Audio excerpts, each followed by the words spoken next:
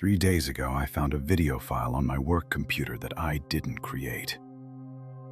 The metadata says it was last modified on a date that hasn't happened yet. I opened it. It's 47 minutes of my apartment filmed from an angle that doesn't exist, from inside my bathroom mirror. And in the video, I'm asleep on the couch.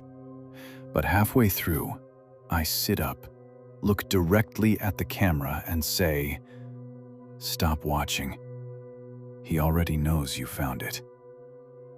I work as an overnight IT technician at a local TV station in Reno, Nevada, KXVR Channel 4. Small station. We run local news, reruns, infomercials at 2 a.m. My job is to keep the broadcast servers running, monitor the automation system, and make sure nothing crashes between midnight and 6 a.m. It's me alone in the building. The newsroom is dark. The studios are empty. Just humming servers and the glow of monitors. I've done this for 2 years. I know every sound this building makes. 3 weeks ago, the system started glitching. It began small. The automation software, the program that plays pre-scheduled content overnight, started inserting frames. Random single frames between commercials. Black frames, mostly. I figured it was a rendering error, codec issue, normal stuff. I pulled the frames. They weren't black. They were dark, almost black. But when I cranked the brightness, each frame contained an image. Frame 1, a hallway, long, concrete fluorescent lights. Not our building, I didn't recognize it. Frame 2, a door at the end of the hallway, slightly open. Frame 3, a room, empty, one chair, a television set, old tube-style CRT, turned on, static. Frame 4, the TV screen, zoomed in, and on the static, barely visible, a face.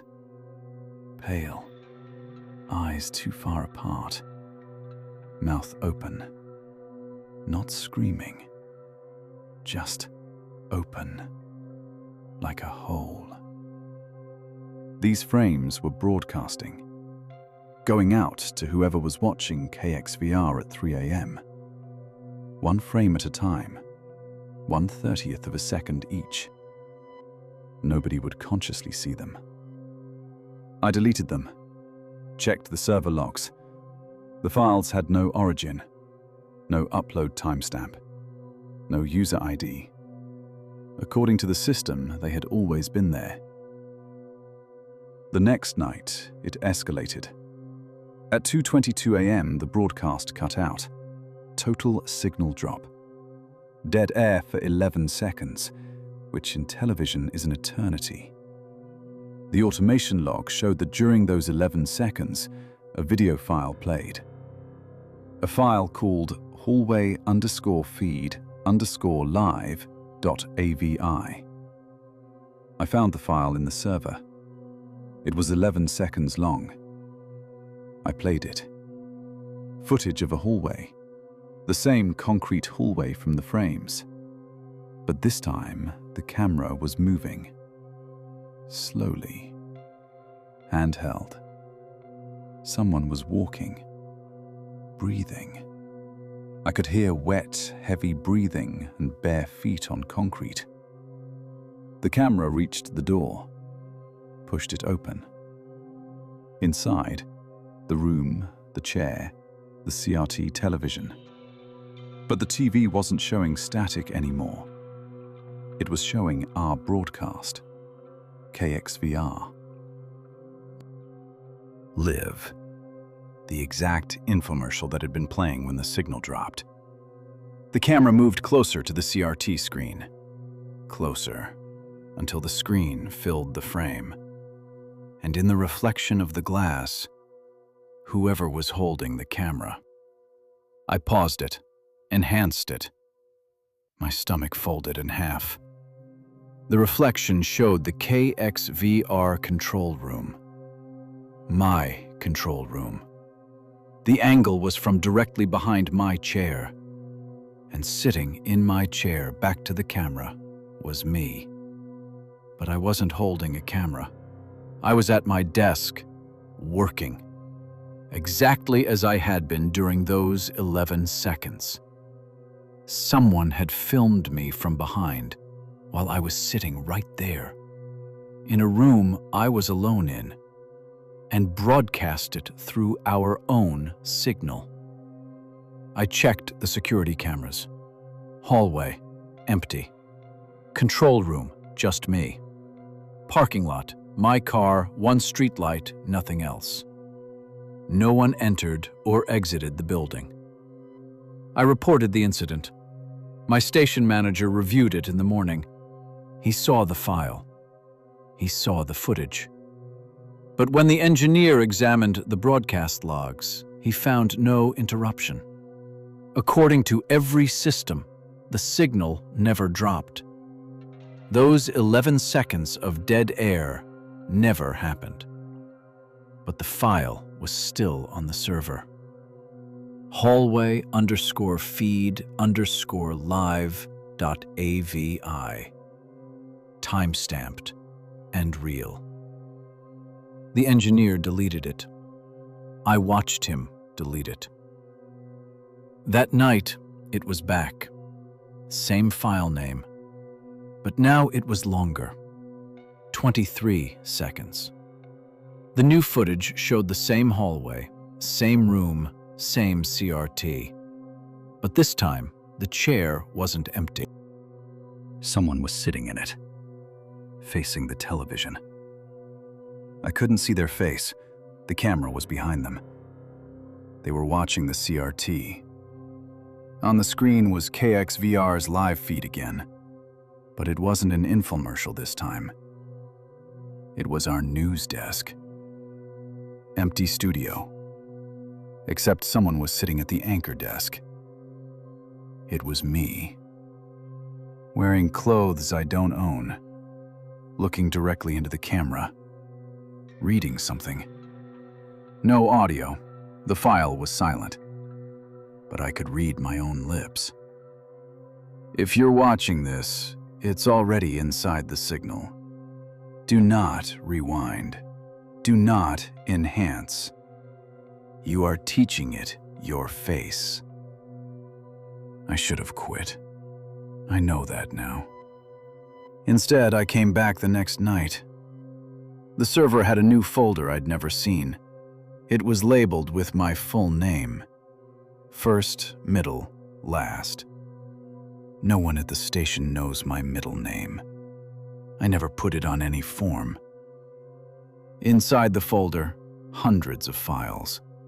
All .avi. All named with timestamps. I opened the first one. My apartment. Filmed from inside my bathroom mirror. I was brushing my teeth. The footage was from that morning. I recognized the shirt I was wearing. The second file. Me sleeping. Filmed from the same angle but from the living room TV, as if the camera was inside the television screen looking out. The third file. Me at my desk at KXVR. Filmed from my own monitor. The webcam light was off. It had always been off. Every file was filmed from inside a screen. Mirror, TV, monitor, phone. Every reflective surface in my life had been watching me. The last file in the folder was different. It was named tomorrow.avi. The modification date was 1 day in the future. I opened it. 47 minutes. My apartment. I'm on the couch, asleep. Everything is normal for the first 23 minutes. Then I sit up. Eyes open but wrong. Glassy, empty, like a mannequin that learned to move. I stare directly at the camera, directly into the mirror on the wall, and speak. Stop watching. He already knows you found it. Then I smile. The same wrong smile, too wide, skin stretching. I hold it for 24 minutes straight without blinking. The file ends. That hasn't happened yet. The date on the file is tomorrow. I'm writing this from a motel, no TV, no mirrors. I covered them with towels. My phone screen is the only light, and I know that's a risk, but I need to get this out.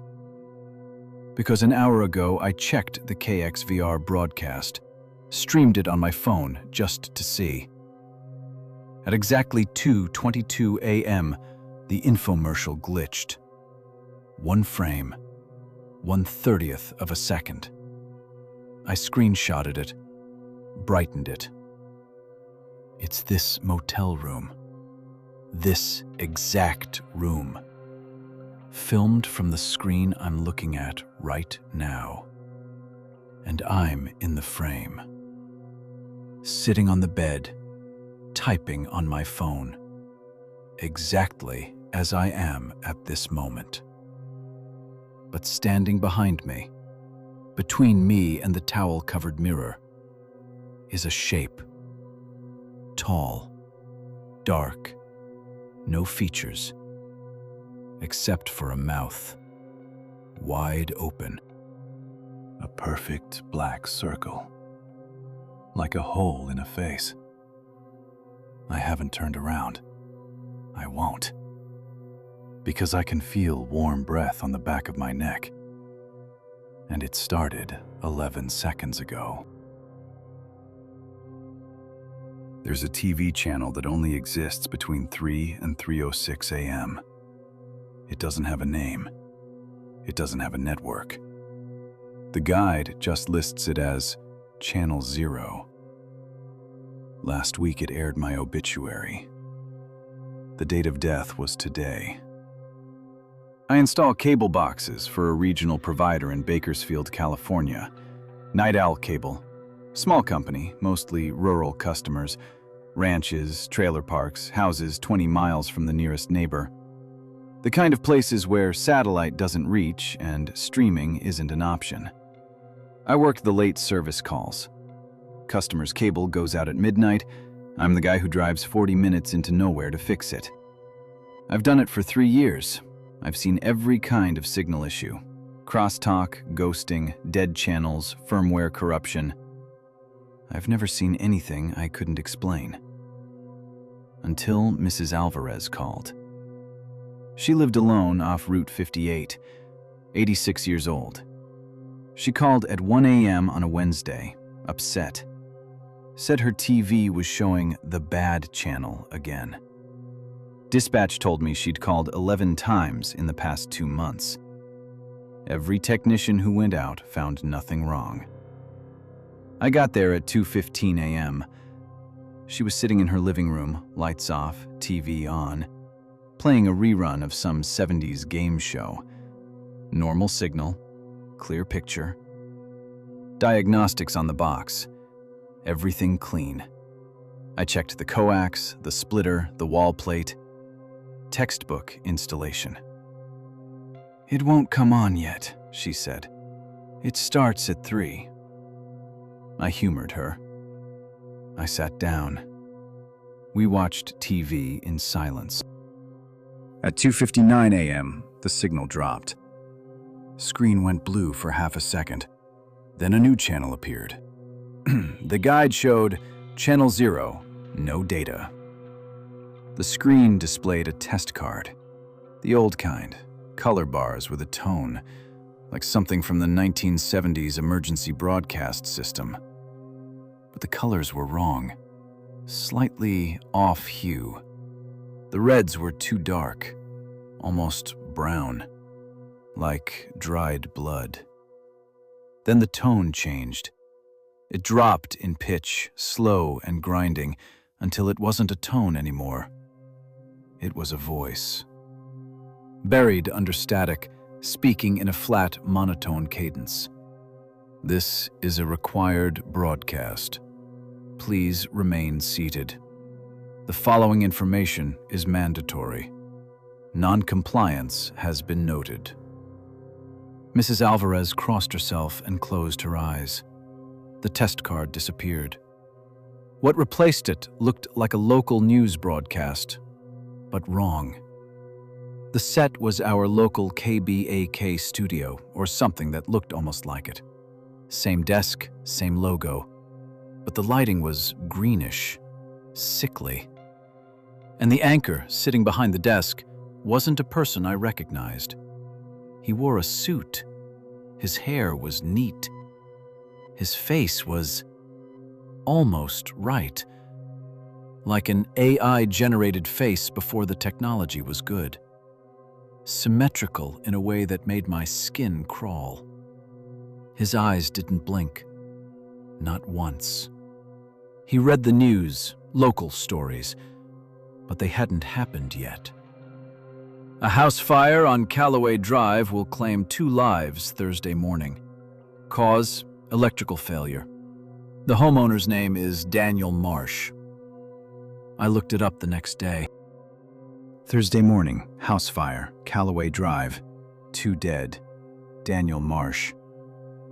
It was on the real news by noon.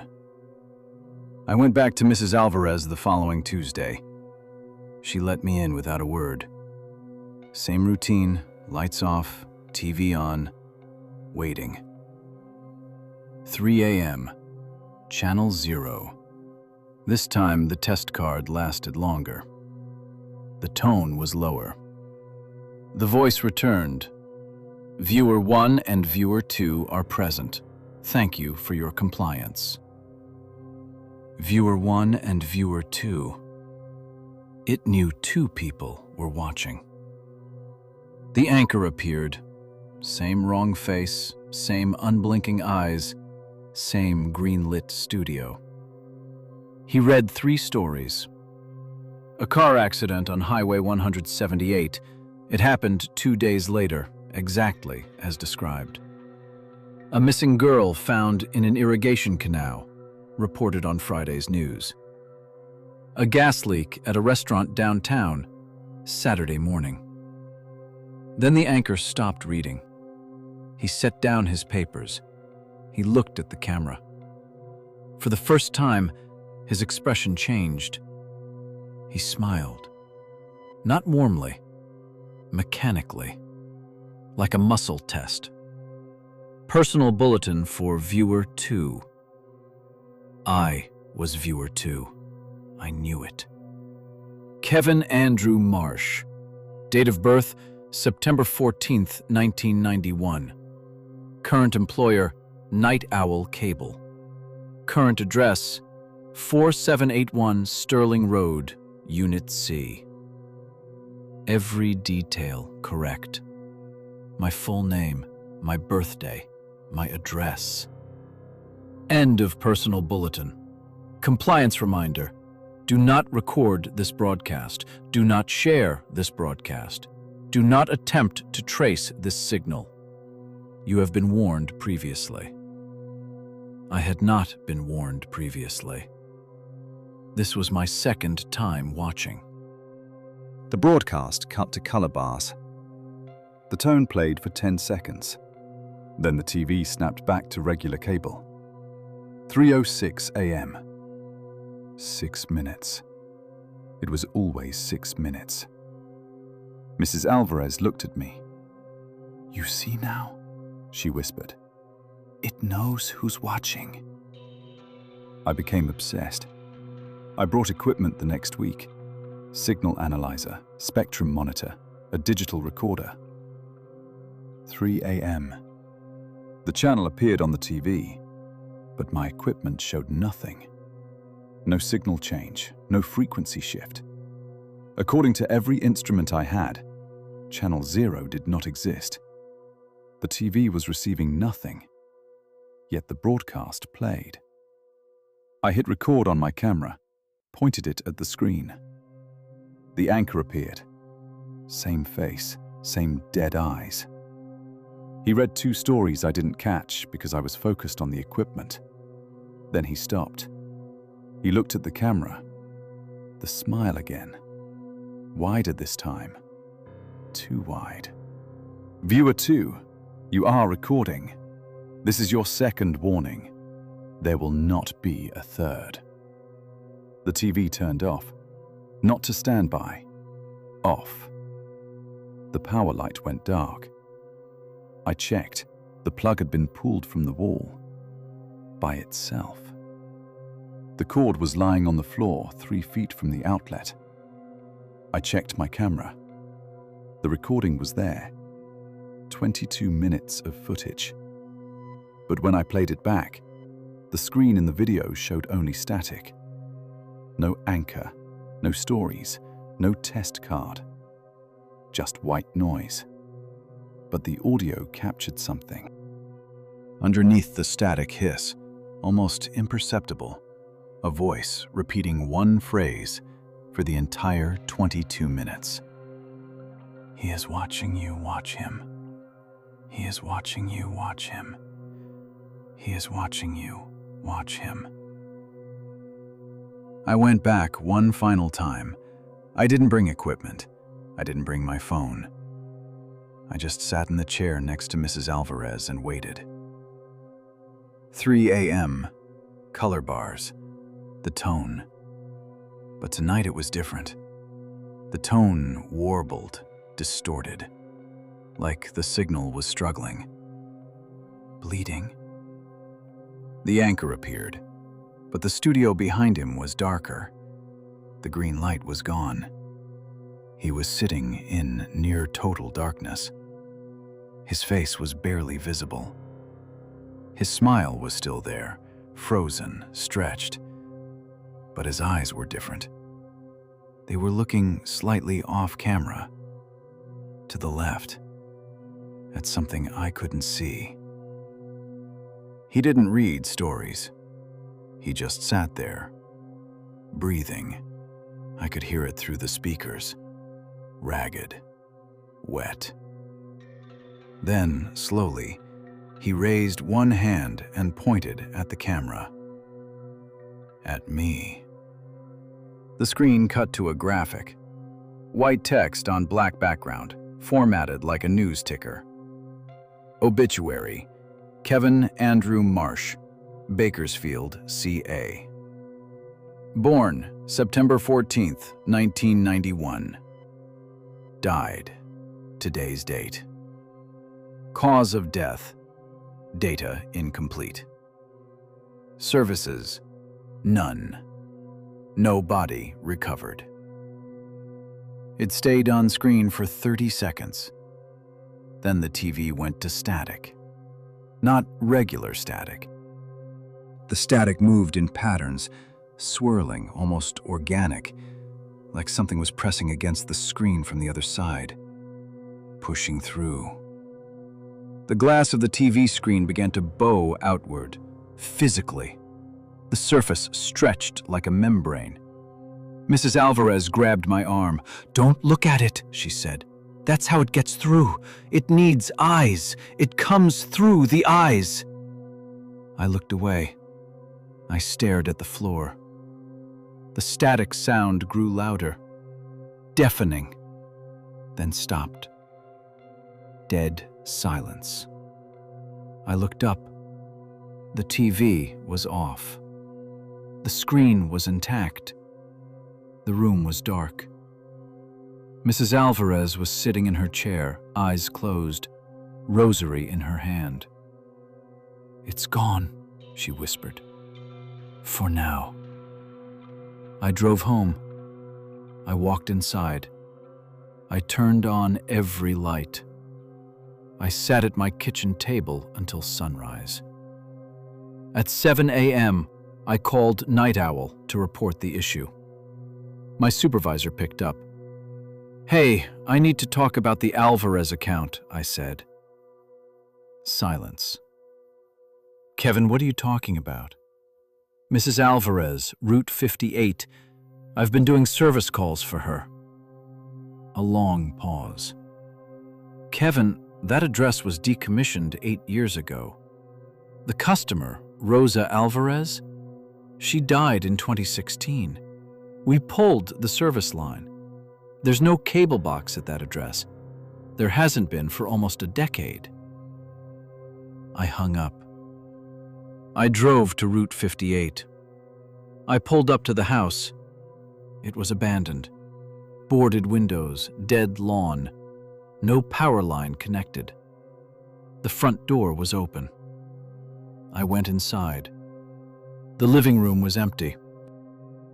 No furniture, no TV. Dust on every surface, thick and undisturbed. Except for 2 clean spots on the floor. 2 impressions in the dust, where 2 chairs had been. And on the wall, where the TV would have been mounted, someone had written directly on the drywall in black marker, in small, precise handwriting. Thank you for watching. Your final broadcast has been scheduled. Channel 0 will return for you. Please remain seated. I don't own a television anymore. I threw out every screen in my house, every monitor, every tablet. But last night at 3 a.m., my microwave turned on by itself. The display, the small green LED screen, flickered. For 6 seconds it showed color bars, and I heard the tone. I found a live stream on an unlisted URL that has been running since 1997. 27 years. No interruptions. The stream shows an empty basement with a chair and a computer monitor. The monitor displays the viewer count. It has always read 1. I am not the one. Because the stream was already being watched when the internet barely existed. And last night, the chair moved. My name is Ethan. I work overnight server maintenance for a web hosting company in Portland, Oregon. My job is to monitor uptime, flag dead domains, and clean out abandoned accounts. We host around 40,000 websites. Most are small businesses, personal blogs, portfolio pages that haven't been updated since 2011. Every few months I run a sweep, automated script that flags domains with 0 traffic, expired registrations, or corrupted data. Standard cleanup. The company reclaims the server space and reassigns it. 2 months ago, my script flagged something it couldn't categorize. A domain registered in 1997 under the name station0.net. No homepage, no sitemap, no HTML, just a single embedded video player running an RTMP live stream. The stream had been active for 27 years. Continuous. No buffering, no dropped frames. The bitrate was impossibly stable. Not a single fluctuation in nearly 3 decades. I opened it. A basement. Concrete walls. One fluorescent tube on the ceiling, buzzing faintly. A metal folding chair in the center. Behind the chair, a wooden table. On the table, an old CRT monitor, beige, chunky, late 90s model. The CRT was turned on, displaying a simple white screen with black text. Viewers, 1. That was it. No movement, no sound except the fluorescent buzz. A still image, essentially, except it wasn't. The stream was live. I could tell because the fluorescent light flickered occasionally, randomly, organically. This wasn't a loop. I checked the viewer count on our end. Our server logs showed 1 active connection to the stream. 1. But it wasn't me. The connection had an IP address that traced to a block assigned in 1996 to an ISP that no longer exists. The connection had been active uninterrupted since the stream began. Someone, or something, had been watching this stream for 27 years without disconnecting. When I opened the stream, our logs should have shown 2 viewers, me and the original. But the CRT monitor on screen still read viewers 1. It wasn't counting me. I became fixated. Every night at work, I opened stationsero.net on a second monitor and let it run. For 2 weeks, nothing. Same basement, same chair, same count. Then I started noticing details. Night 1 of actually paying attention. A shadow on the left wall that I hadn't seen before. Faint, shaped like a person standing just outside the frame. It wasn't there in my screenshots from the previous week. Night 4, the chair had moved. Not dramatically, maybe 2 inches to the right, but I had measured its position against a crack in the concrete floor. It moved. Night 7, the CRT monitor was showing something different. Still viewers 1, but below the text a new line had appeared. Thank you for staying. I hadn't seen it change. I was watching the stream for 6 hours straight. I never looked away for more than a minute. But at some point, between one glance and the next, the text updated. Night 9. For the first time in 27 years of continuous broadcast, the stream produced a sound other than the fluorescent buzz. A click, like a door latch, somewhere off camera, behind the concrete walls. Then footsteps, slow, heavy, getting closer. They stopped. Nothing entered the frame, but the shadow on the left wall grew darker, more defined. It was closer to the edge of the frame. Whatever was casting it was almost in view. The CRT text changed again. Viewers 1. He wants to meet you. I pulled the domain registration records. Stationsero.net was registered on March 3, 1997 by a man named Carl David Whitfield. Bakersfield address. I searched for him. Carl Whitfield was a software engineer who worked for a military defense contractor in the early 90s. He specialized in data compression and signal processing. In 1996, he was terminated. The reason was never made public. He filed no taxes after 1997, no Social Security activity, no death certificate, no missing persons report. Carl Whitfield simply stopped existing the same year the stream began. I found one archived forum post from 1999, a tech board where someone with the username C. Whitfield wrote, quote, urgent but contained. I found something in the signal, not a glitch, not noise, a pattern.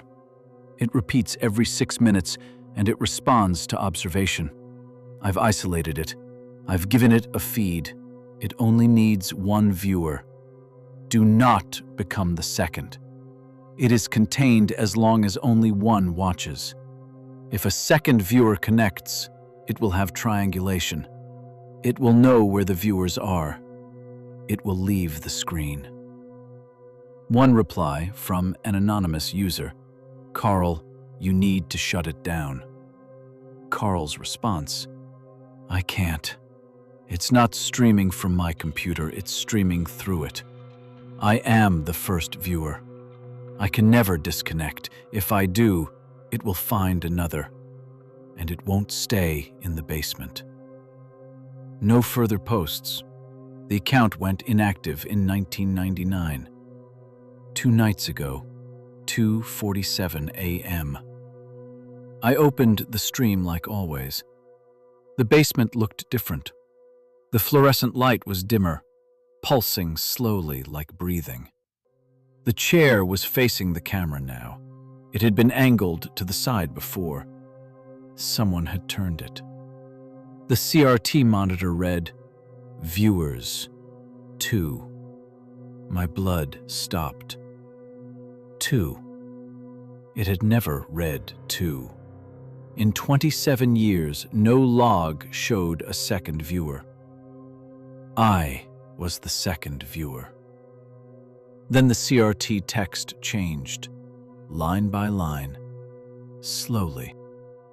Like someone was typing in real time. Viewer 1, Carl. Connected since March 3rd, 1997. Status, absorbed. Viewer 2, Ethan. Connected since November 14th, 2024. Status, observed. Triangulation, complete. Location, 4200 SE Division Street, Portland Order. 3rd floor, desk 7. That was my office. My exact desk. The fluorescent light in the stream went out. Total darkness on the feed. I could hear breathing. Not from the stream. From behind me. In my office. I spun around. The office was dark. The overhead lights had gone out. Every monitor on the floor was displaying the same thing. The stream. The basement, the chair. All 32 monitors on my floor, all showing station0.net. And on every screen, the chair was no longer empty. A man was sitting in it, thin, pale, wearing clothes from the late 90s, khaki pants, a blue button-down. His head was tilted forward. His face was hidden. Slowly, on every screen simultaneously, he raised his head. His face was mine. Not similar, identical. My face. My eyes. But the expression was blank, hollow, like a photograph stretched over something that wasn't human. The CRT monitor behind him updated. Viewer 2, Ethan. Status changed. Absorbed. Every screen in the office went black. The lights came back on. I was alone. My hands were shaking so hard I could barely type. I checked station0.net. The stream was still running. The basement. The chair. The CRT. But now there were 2 chairs. Viewers 1. I tried to close the tab. I couldn't. I tried to shut down my browser. It reopened. I unplugged my Ethernet cable. The stream kept playing. No internet connection, no server link. It played from nothing. I ripped the power cable from the wall. The monitor went dark. For 3 seconds, relief. Then my phone screen lit up. The stream, playing on my phone. I hadn't opened it. I turned off my phone, held the power button until it died. My smartwatch buzzed.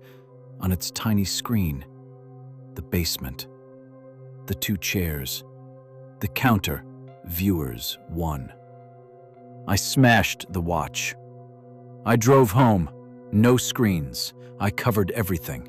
Laptop in the trunk of my car. Phone in a dumpster 2 blocks away. I sat in darkness in my apartment. No electronics.